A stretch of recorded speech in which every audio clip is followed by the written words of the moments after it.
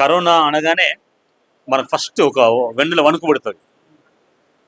ఆ తర్వాత ఎస్ మనం దాన్ని జయించాం కదా, వ్యాక్సిన్ కనుగొన్నాం, మనం బతికినాం కదా, మటగట్టినాం కదా, ఎస్ మనం ఉక్కు మనిషిపై అనుకుంటాం. ఎస్, వాస్తవానికి ఇది కరెక్టే. బట్ మన జాగ్రత్త మాత్రం మనం తీసుకోవాలి. అంటే కరోనా వ్యాక్సిన్ అది ఏ ఏ ఏ రూపాంతరం ఎలా వస్తుందో తెలియదు కదా.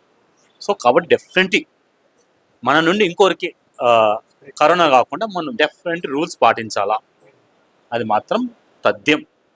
No shake hand, only namaskar. India గొప్పతనం. శానిటైజర్ వాడుకోండి, సాధ్యమైనంత మాస్క్ వాడండి. మనతో మన కరోనా వస్తే మనతోనే అక్కడ డెడ్ అయ్యేసరికి మన ఇంట్లో ఉండండి ఒక 15 days. ఇట్లా డెఫినెట్ ఫాలో అవ్వండి. ప్రభుత్వానికి మనం సహకరిస్తే ఈ కరోనా కేసు పెరిగిపోతే ప్రభుత్వానికి ఇబ్బంది ఏం లేదు. లేకుంటే ఆక్సిజన్ అందది, తర్వాత చెప్పాలంటే మెడిసిన్స్ లేవు, ట్రీట్మెంట్ లేదు, ఏదో వేసారంతా అట్లా. కాబట్టి ఏమంటున్నా అంటే మనం కంట్రోల్ చేయగలిగితే, మనతో మనం కనుక మంచిగా ఉంటే ఎక్కడికక్కడ కరోనా అరికట్టచ్చు, ప్రభుత్వానికి ఇబ్బంది ఉండదు. లేకుంటే లాక్డౌన్ పడుతుంది,